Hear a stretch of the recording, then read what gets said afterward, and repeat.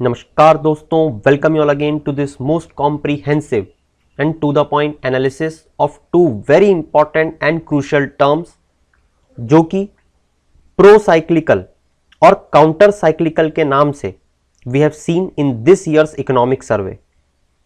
इस pro cyclical और counter cyclical fiscal policy को हम इस लेक्चर में एनालाइज करने की कोशिश करेंगे। इसमें हम बहुत से इंपॉर्टेंट पॉइंट्स को जानने की कोशिश करेंगे कि किस पॉलिसी को किस फेज में गवर्नमेंट को इंप्लीमेंट करना चाहिए और उसके क्या रिएक्शंस मार्केट में देखने को मिलते हैं। तो दोस्तों, इस पूरे लेक्चर को समझाने के पहले मैं चाहता हूं कि मैं आपको इसका एक बेसिक कॉन्सेप्ट इकोनॉमिक की बिजनेस साइकिल किस तरीके से चलती है, मैं आपको सबसे पहले यह समझाऊं। तो दोस्तों, ये किसी भी बिजनेस की या किसी भी अर्थव्यवस्था की आप बिजनेस साइकिल देख पा रहे हो। अब इस बिजनेस साइकिल को हम लोग किस तरीके से समझेंगे, सबसे पहले हम एक्स एक्सिस और वाई एक्सिस को मार्क कर लेते हैं।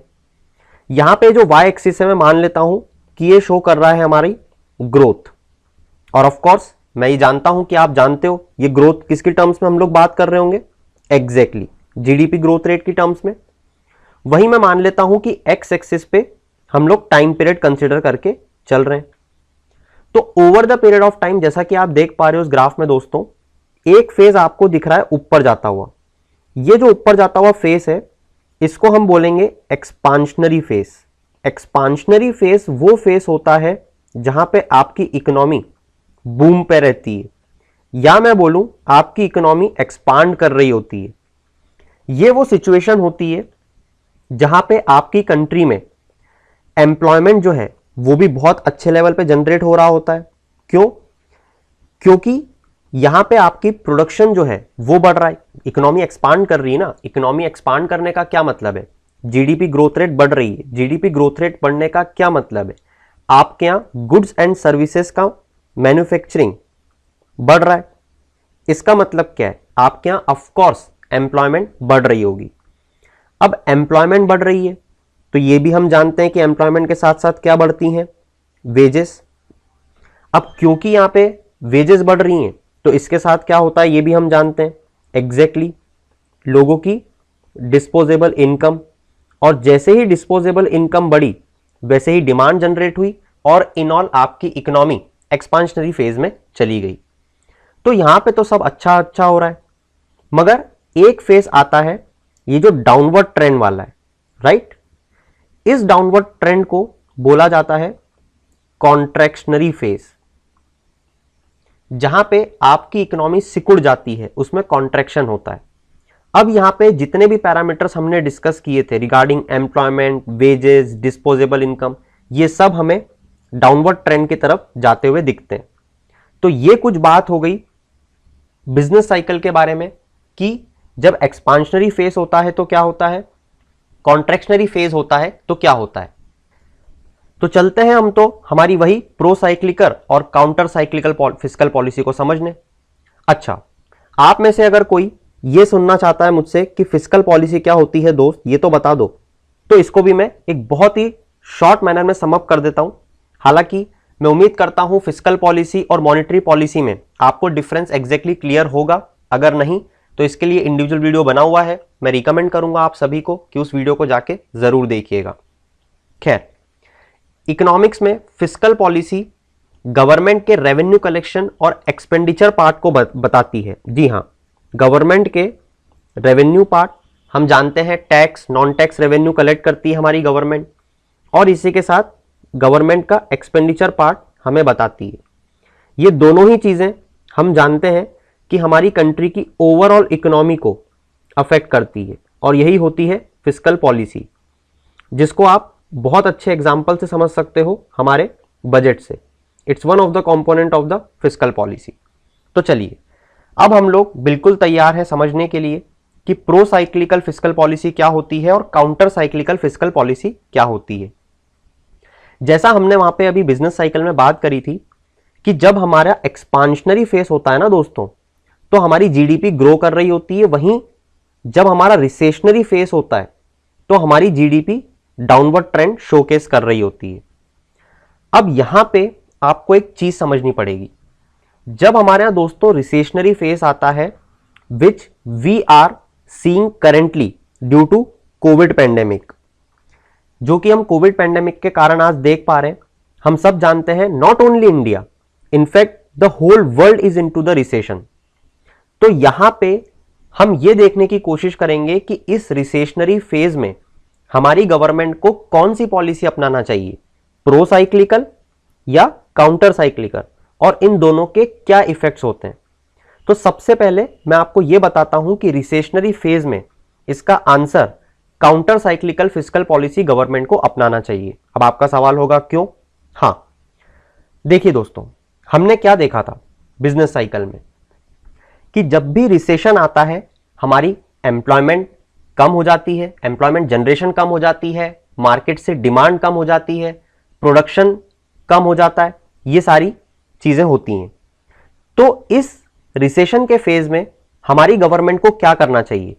ज्यादा फंड इन्फ्यूज करना चाहिए मार्केट में, या मार्केट में रिस्क को देखते हुए गवर्नमेंट कुछ भी ना करे।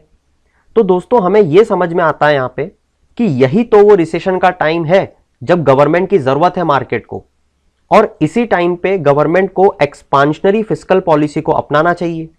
अब एक्सपांशनरी फिस्कल पॉलिसी क्या होती है? ये वो पॉलिसी होती है जहां पे गवर्नमेंट अपना एक्सपेंडिचर बढ़ा दे या फिर अपने टैक्सेस कम कर दे। इन दोनों के ही जो रिजल्ट्स हैं वो रिजल्ट क्या होते हैं और ऐसा गवर्नमेंट क्यों करती है? तो यहां पे गवर्नमेंट एक्सपेंडिचर बढ़ा देने का मतलब यह है कि गवर्नमेंट मार्केट में किसी भी तरीके से मनी सप्लाई को बढ़ाने की कोशिश करे। टैक्सेस कम करेगी तो भी लोगों के हाथ में क्या आ जाएगी? डिस्पोजेबल इनकम बढ़ जाएगी। अब ये डिस्पोजेबल इनकम क्या होती है? डिस्पोजेबल इनकम वो इनकम होती है जो कोई भी व्यक्ति खर्च कर सकता है। जब डिस्पोजेबल इनकम लोगों के हाथ में आएगी तो लोग कंजम्पशन बढ़ाएंगे या कंजम्पशन शुरू करेंगे। इस कंजम्पशन के कारण फाइनली डिमांड अपने आप जनरेट हो जाएगी, और जैसे ही डिमांड जनरेट होगी ऊपर प्रोडक्शन चालू हो जाएगा, और जैसे ही ये प्रोडक्शन चालू होगा वैसे ही एम्प्लॉयमेंट क्रिएशन चालू हो जाएगी, और हमारी इकोनॉमी इस रिसेशन के विशियस साइकिल से अपने आप बाहर आ जाएगी। तो दोस्तों यहां पे हमने क्या देखा कि counter cyclical fiscal policy recessionary phase के लिए बहुत इंपॉर्टेंट होती है, क्योंकि ये रिसेशन को सॉफन कर देती है, साथ ही एक्सपांशन को मॉडरेट फेज में ले आती है, और बिजनेस साइकिल के फ्लक्चुएशन को कम कर देती है। मगर हां, हमको यहां पे एक चीज और ध्यान रखनी है कि जब हमारी इकोनॉमी एक्सपांड कर रही हो या जब हमारी इकोनॉमी बूम फेज में हो तो गवर्नमेंट को इसका ठीक उल्टा करना चाहिए, that is contractionary fiscal policy. मतलब कि उस समय गवर्नमेंट एक्सपेंडिचर को कम कर देना चाहिए या फिर टैक्सेस को बढ़ा देना चाहिए। ऐसा क्यों? क्योंकि इस समय मार्केट के जो सेंटिमेंट्स हैं वो ये बोल रहे हैं कि market has enough money to pay. तो जब मार्केट की कैपेसिटी है पे करने की तो क्यों इस समय टैक्स न लिया जाए? क्यों यहां पे बफर जोन क्रिएट ना किया जाए कि अगर टफ टाइम आता है तो गवर्नमेंट एक्सपेंडिचर कर पाए? तो यहां पे गवर्नमेंट अपना एक्सपेंडिचर कम कर दे एक्सपांशनरी फेज में और टैक्सेस बढ़ा दे। अब दोस्तों यहां पे आपको यही चीज समझाई जा रही है कि किस तरीके से हमारी गवर्नमेंट को काउंटर साइक्लिकल फिस्कल पॉलिसी को अपनाना चाहिए, न कि इसकी जस्ट उल्टी, that is pro cyclical. Pro cycle इसकी बिल्कुल विपरीत है, जो कि यह देखा गया है कि रिसेशन को और डीपन कर देती है, एम्प्लीफाई कर देती है एक्सपांशंस को, और साथ ही बिजनेस साइकिल के फ्लक्चुएशन को बढ़ा देती है। तो होता क्या है, जब pro cyclical fiscal policy government अपनाती है दोस्तों, तो मान लीजिए कि मार्केट ऑलरेडी बूम पे चल रहा है, मतलब मार्केट हमारा बहुत अच्छा परफॉर्म कर रहा है, इस मार्केट को किसी की भी जरूरत नहीं है, मगर हमारी गवर्नमेंट बोलती है नहीं, ऐसे कैसे जरूरत नहीं है, हम तो और फंड देंगे आपको। मान लो गवर्नमेंट भी अपना मनी सप्लाई बढ़ा देती है इसी समय जब मार्केट को जरूरत नहीं है, तो क्या होगा? यहां पे देखा जाएगा कि मार्केट में एक्स्ट्रा फंड अवेलेबल है। मतलब जब मार्केट को जरूरत नहीं है, जब भी गवर्नमेंट अपना एक्सपेंडिचर बढ़ा रही है, और फिर जिस टाइम जरूरत पड़ेगी उस टाइम गवर्नमेंट के पास फंड ही नहीं होगा खर्चा करने के लिए। इस चीज को बोला गया pro cyclical fiscal policy.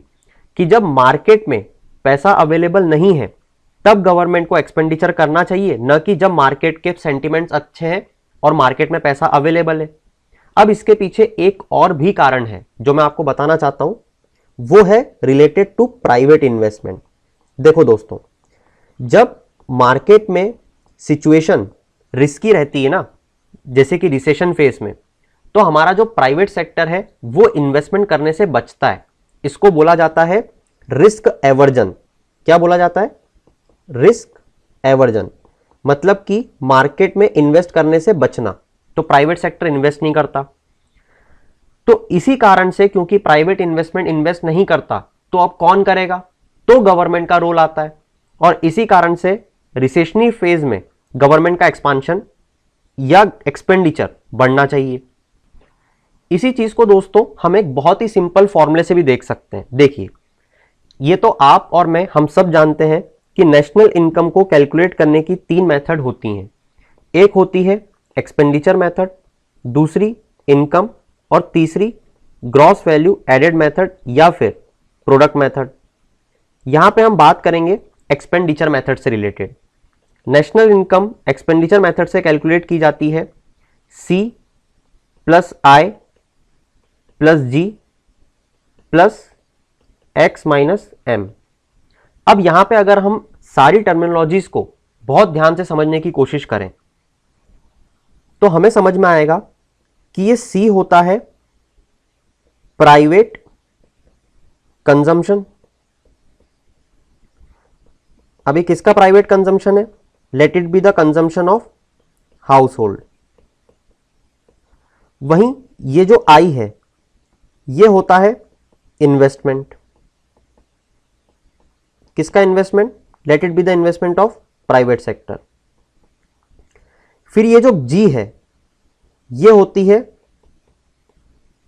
Government spending, और ये जो X माइनस M है ये एक्सपोर्ट माइनस इंपोर्ट। अब ध्यान से देखिए, जिस रिसेशनरी फेज की दोस्तों मैं बात कर रहा हूं वहां पे क्या हो रहा है, जो ये हाउस होल्ड है इन्होंने अपना कंजम्पशन क्या कर दिया है? कम कर दिया है। क्यों?